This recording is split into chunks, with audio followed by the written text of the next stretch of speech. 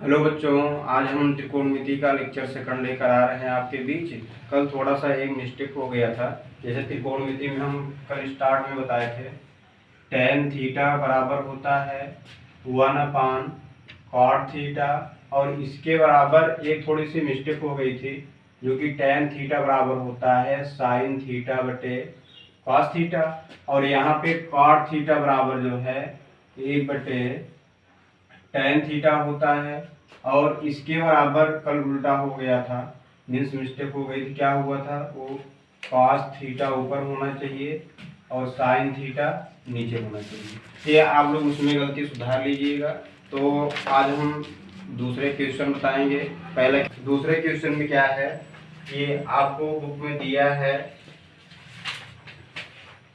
एक त्रिभुज है जिसमें एक एंगल कितने का है, 90 अंश का है, और ये बी दिया है आपको ए, और यहाँ पे मान लेते हैं सी। अब आपको इसी में वैल्यू दिया है ए बी बराबर 4 सेंटीमीटर और बी सी बराबर दिया है 3 सेंटीमीटर और सी ए बराबर दिया है 5 सेंटीमीटर। ये सब वैल्यू आपको दी गई है।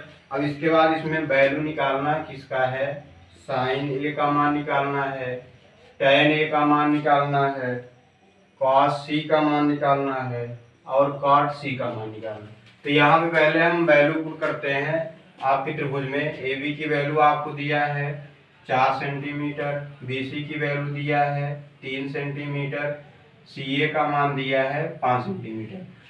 तो आपको हम कल बताए थे कि साइन ए बराबर होता है लंब बटे कर्ण होता है। अब यहाँ पे अगर देखा जाए एंगल यहाँ पे ये लिया जाएगा, ये आपका एंगल ए है, इसके सामने वाली भुजा लंब होगी और सबसे बड़ी भुजा क्या होती है, कर्ण होती है। तो यहाँ पे क्या होगा, 3/5 होगा।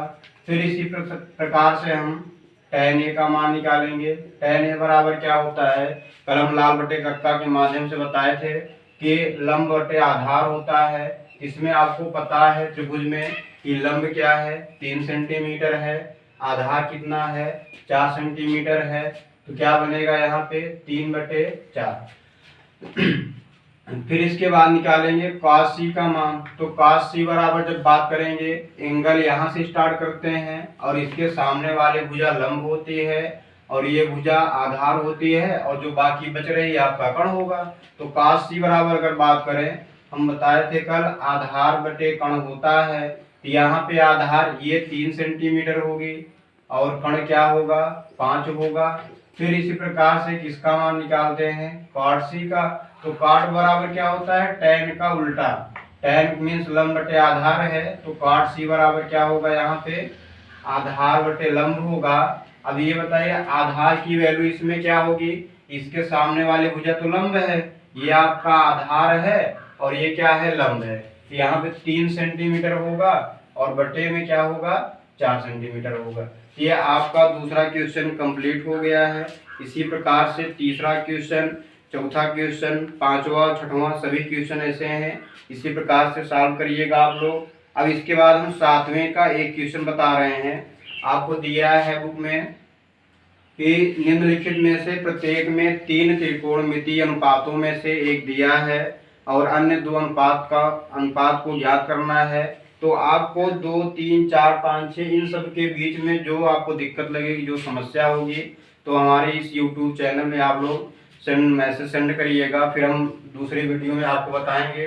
तो 7वें क्वेश्चन में क्या है, साइन ए बराबर आपको दिया है 1/11 दिया है। जैसे कि पता है साइन ए बराबर होता है लंब बटे कर्ण। तो लंब की वैल्यू अगर यहाँ से कंपेयर किया जाए तो लंब बराबर 1 होगा, कर्ण बराबर 11 होगा। तो यहाँ पे आपको निकालना क्या है, अन्य 2 अनुपात। अन्य 2 अनुपात का मतलब क्या होता है कि पहले साइन ए आता है, दूसरे नंबर पे कॉस ए आता है, तीसरे नंबर पे tan ए आता है। तो आपको साइन ए का मान दिया है। तो यहाँ पे अगर हम एक त्रिभुज बनाए ए बी सी, तो ये आपका कितने का होना चाहिए, 90 अंश का। तो आपको लंब कितना दिया है, 1 है, कर्ण कितना है 11 है।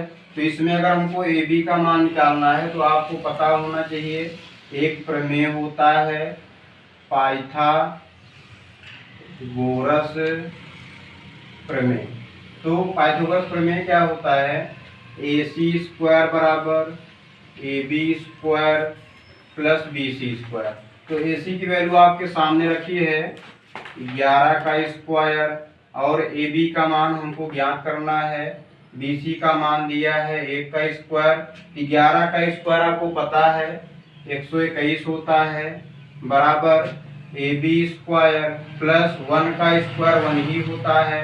तो प्लस में है, इस साइड लाएंगे क्या होगा माइनस में, तो AB स्क्वायर इक्वल 1 to 1 होगा और ये -1 बनेगा।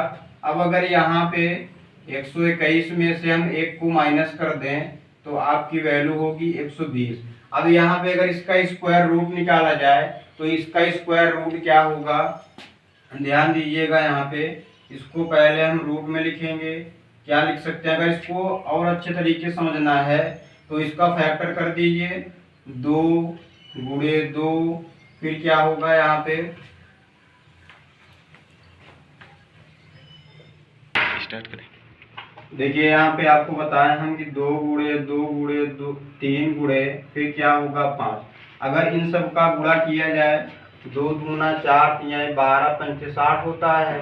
तो यहाँ पे इतना आप लोग जानते हो कि ये जो रूट में अगर जो संख्याएं 2 बार होती हैं उसमें से 1 बार बाहर निकलता है। AB बराबर 2 बार है, 1 2 बाहर हो जाएगा, रूट में क्या बचेगा 5 3 15 बचेगा। ये वैल्यू हो गई AB की। AB बराबर आ गया आपका 2 रूट में 15। अब हमको निकालना क्या है, 2 त्रिकोणमितीय अनुपात। हाँ, थोड़ा सा एक यहाँ पे मिस्टेक हुआ है बच्चों, देखिएगा कि ये 2 दूना 4 3 12 5 60 होता है, ये तो 120 है आपके पास, 1 2 यहाँ पे एक्स्ट्रा हो जाएगा और 1 2 बाहर लेने के बाद 5 3 15 15 दूना 30 होता है। तो यहाँ पे हो जाएगा 2 अंडर रूट में 30 होगा। तो यहाँ पे वैल्यू क्या आ जाएगी 2 रूट में 30। अब यहाँ हम निकालेंगे क्या, cos A की वैल्यू निकालेंगे। तो cos A बराबर आपको पता है आधार बटे कण होता है। तो यहाँ पे आधार की वैल्यू क्या आई है आपके सामने 2 अंडर रूट में 30 है और कण की वैल्यू कितनी है 11 है। और क्या निकालना है tan A का मान, tan A बराबर होता है लंब बटे आधार होता है। लंब की वैल्यू आपके पास 1 है, आधार की वैल्यू है 2 रूट में 30 है। हाँ बच्चों, यहाँ पे आपका क्वेश्चन पूरा हो चुका है। अगर आपको स्क्रीनशॉट लेना हो या इसको नोट डाउन करना हो आपके बुक में या नोट्स में तो इसको नोट कर लीजिएगा। अब बीच में जो क्वेश्चन आप लोगों का छूटा है उसमें जो ना समझ में आया तो आप लोग हमको मैसेज करके बताइएगा, फिर हम अगली वीडियो में उस क्वेश्चन को आपको आपके बीच में लेकर आएंगे। तब तक के लिए आपका धन्यवाद।